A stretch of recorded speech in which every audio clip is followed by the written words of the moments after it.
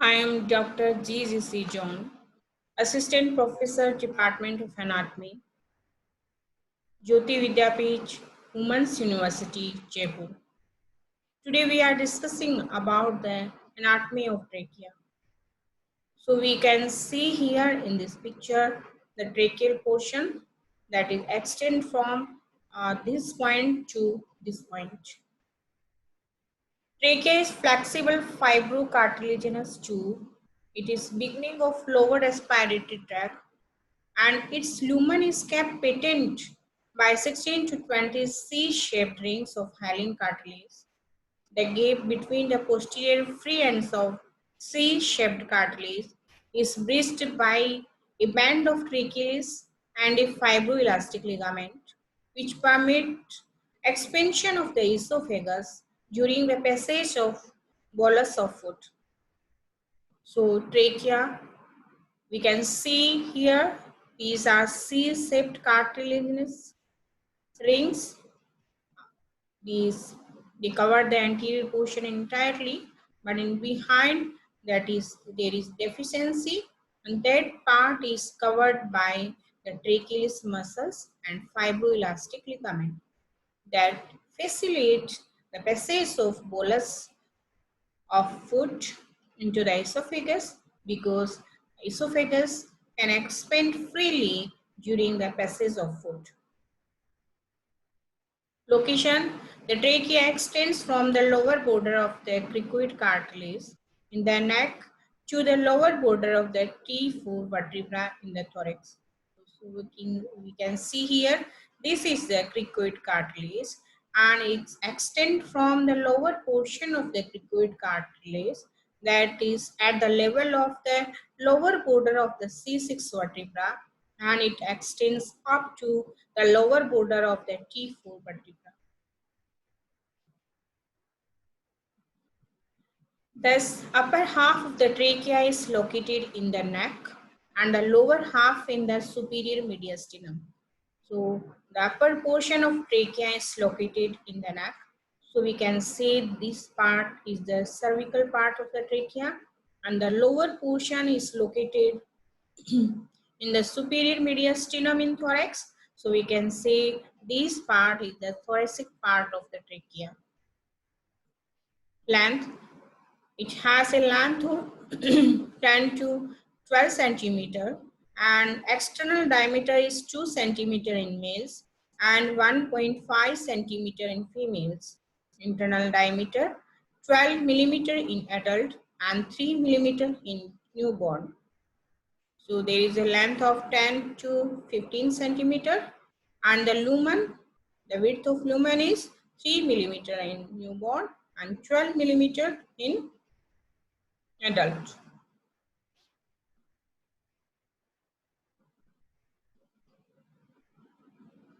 Lumen of trachea. The lumen of trachea is smaller in living human beings than in cadaver.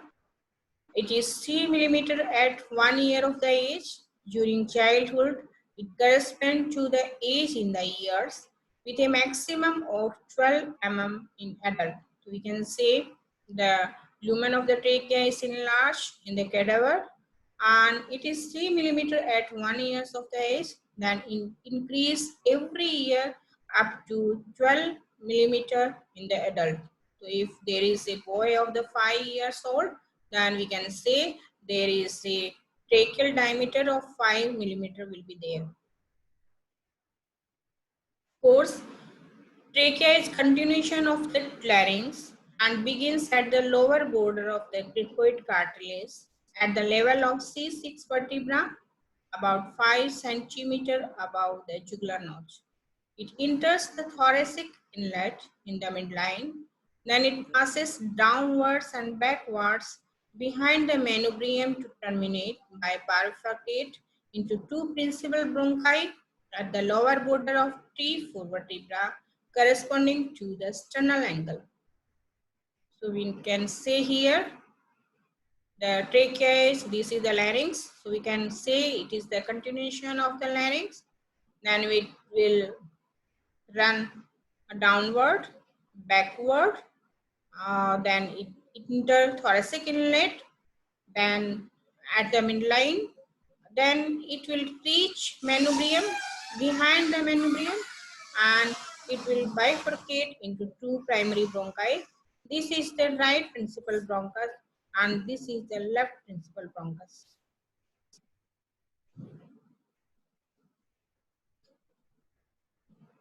Microscopic structures, there will be layer from the inside to outside. The innermost layer is mucosa, that it consists of lining epithelium and lamina propria, and some mucosa that is consists of loose areolar tissue that contains some serous and mucous layers that secretes mucosa. Cartilage and smooth muscle layer. It is made up of hyaline cartilaginous ring which are deficient properly, and this gap is filled by the smooth muscle trachealis and fibroelastic fibers.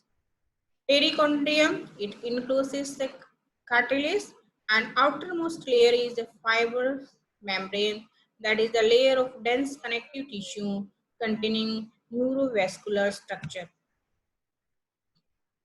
Vascular supply and lymphatic drainage. Blood supply is carried by the inferior thyroid arteries, and venous drainage, the venous blood drain into the left brachiocephalic vein, and the lymphatic drainage of the trachea is into pretracheal and paratracheal lymph nodes that is located on the anterior and the lateral portion of the trachea.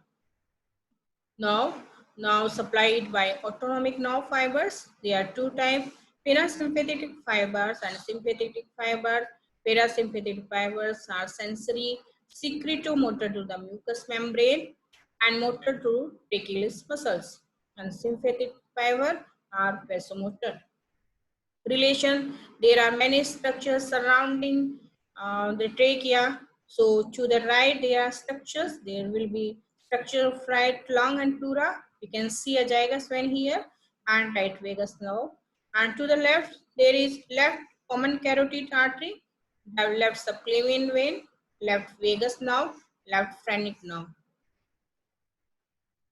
Anterior portion there is arch of aorta and the branches for arch of aorta. There is brachiocephalic trunk and this is brachiocephalic vein and left common carotid artery and superior vena cava.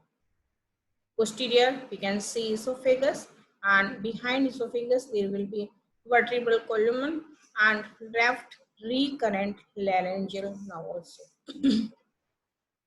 Clinical significance, palpation of trachea. Clinically, trachea is palpated in the suprasternal notch. Normally, it is located in median position. Appreciable shift of trachea towards to right or left side. It indicates the mediastinal shift. It means there is any tumor, there is any enlargement of the lymph nodes that shift the trachea towards to right and left side. Importance of mucus secretion in the tracheal lumen.